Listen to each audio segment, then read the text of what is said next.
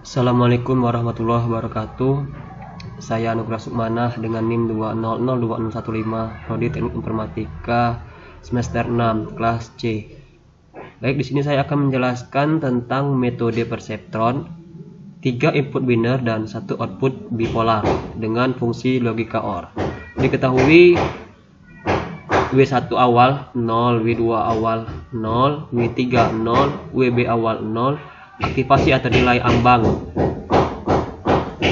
delta 0,1, learning rate atau alpha 1. Kita masuk ke iterasi 1. Di sini ada data sampai 8. Ada input X1, X2, X3 sudah nilainya sudah ada. Terus di W1 dan W2 ini kita masukkan nilai 0 didapat dari ini, dari sini, yang ini dari sini, yang ini dari sini, yang WB dari sini di sel E7.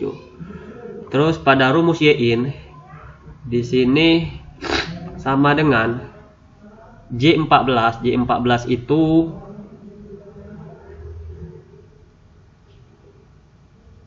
WB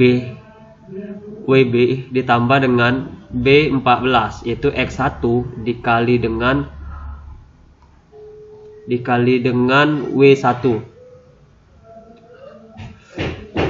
tutup kurung ditambah C14 X2 dikali dengan W2 tutup kurung ditambah X3 dikali dengan W3. Enter, dapat hasilnya 0. Terus untuk mencari nilai Y sama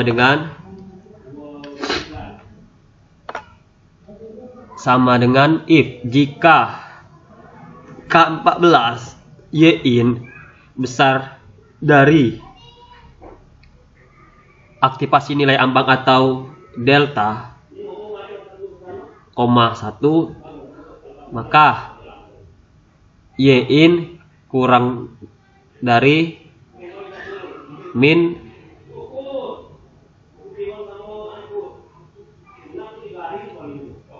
1,0. Itu untuk mencari nilai Y. Kita enter, pada hasilnya 0. Cek kondisi apakah Y sama dengan T. Di sini telah dapat hasil, yaitu perbaiki bobot dan bias.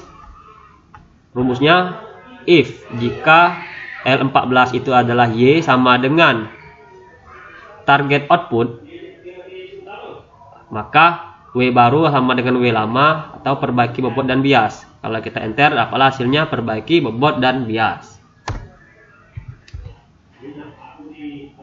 Terus untuk perbaikan bobot itu rumusnya sama dengan target output dikurang Y dikali dengan X1 dikali learning rate atau alpha. Jangan lupa dikasih tanda $, atau kita tekan F2. Maka hasilnya dapat 1. Tinggal kita tarik saja sampai ke sini. Tarik ke sini.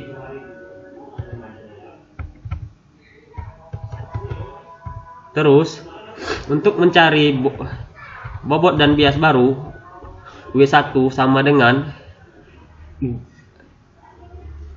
G14 W1 ditambah dengan DW1, nilai dari perbaikan bobot tadi. Jadi sama dengan ini W1 tadi, ya, sama dengan W1 ditambah dengan G14 tadi ditambah dengan ini, hasilnya ini. Terus kita jaga blok sini sampai sini.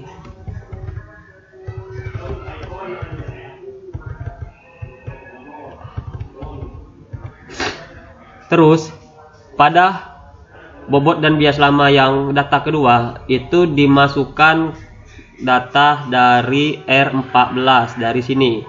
Ini sampai sini sampai WB dikopi ke sini. Dikopi sini ya, dikopi ke sini. Nah, di sini. Nah, maka untuk mencari Y-nya sama seperti di atas. Kita copy, kita tarik saja.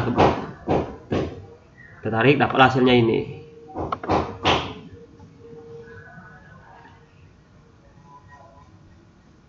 Untuk nilai Y sama saja rumusnya dengan yang pertama, data ke 1. Ini juga sama. Ini yang ini juga di blok, larinya pindah ke sini. Ke di sini. Sampailah kita ke data ke-8. Apabila karena semua nilai Y data 1 sampai 8 tidak sama dengan semua T data 1 8, maka lanjut ke iterasi kedua. Lanjutlah kita sampai ketemu tulisan stop dengan nilainya yang sama dari data 1 ke 8, Y dengan data yang sama T data 1 8. Lanjut ke iterasi kedua, masih belum sama. Kita lanjutlah ke iterasi ketiga, masih juga belum sama. Kita lanjut ke iterasi kelima, masih belum sama. Kita lanjutkan. Pada saat masuk ke iterasi kelima, dicek kondisi nilai Y sama dengan T itu sudah sama. Dapatlah hasilnya W baru sama dengan W lama. Maka karena semua nilai Y data 18 tidak sama dengan semua T data 118, maka stop pada iterasi kelima. Jadi nilai bobot dan bias akhir adalah W1 sama dengan 2, W2 sama dengan 2, W3 sama dengan 2. Untuk WB nya min 1. Ini dapat dari mana? Dapatnya dari sini.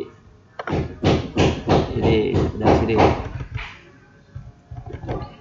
Bobot dan bias akhir akan digunakan untuk proses pengujian data yang dilatih. Untuk proses pengujian gunakan bobot dan bias akhir. Rumus Y in dan Y sama dengan di atas sama dengan proses pelatihan. Yang ini tadi kita copy. Sampai sini kita copy. Sampai sini. Dari sini kita copy. Terus pindahkan ke sini. Terus dari hasil proses pengujian tersebut terlihatlah bahwa semua nilai Y data 18 sama semua dengan nilai T data 18. Maka kesimpulannya, JST mampu mempresentasikan fungsi logika OR bipolar dengan 2 iterasi dengan variabel W dan B awal sama dengan 0, alfa sama dengan 1, delta sama dengan 0,2. Jadi pada penyelesaian kasus fungsi logika OR dengan 3 input itu berhenti di iterasi ke-5. Selanjutnya kita masuk ke fungsi logika N, 3 input biner dan output bipolar pada logika N.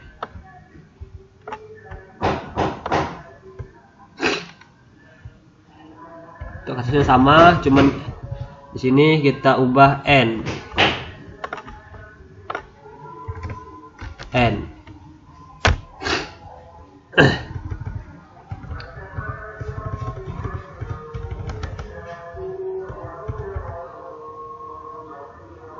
Yang ini kita copy ke sini. Yang ini tadi data semua ini kita kopikan, kita blok, terus pindahkan ke sini.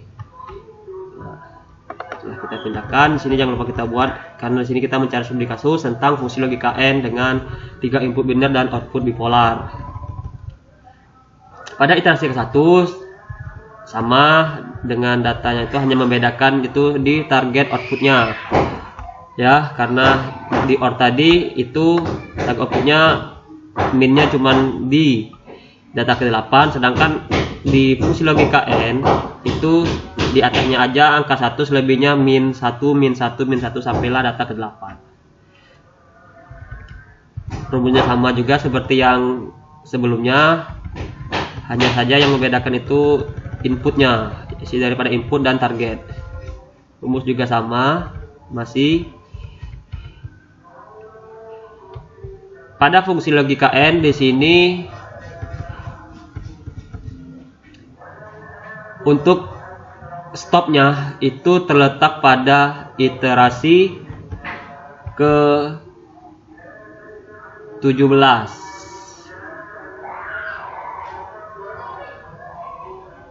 Iterasi 17. Jadi nilai bobot dan bias akhirnya adalah 2,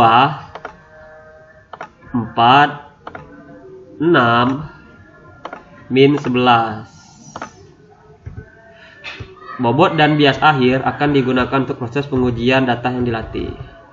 Untuk proses pengujian gunakan bobot dan bias akhir, rumus Y in dan Y sama dengan di atas, sama dengan proses pelatihan. Sama tadi, ini di blok, copy.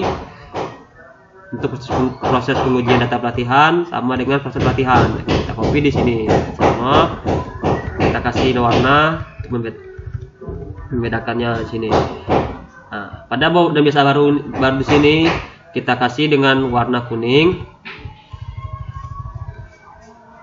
Di sini sudah sama semua, oke. Jadi dari hasil proses pengujian tersebut terlihat bahwa semua nilai Y data 18 sampai dengan semua nilai T data 18 itu stop pada iterasi 17. Jadi kesimpulannya JST mampu merepresentasikan fungsi logika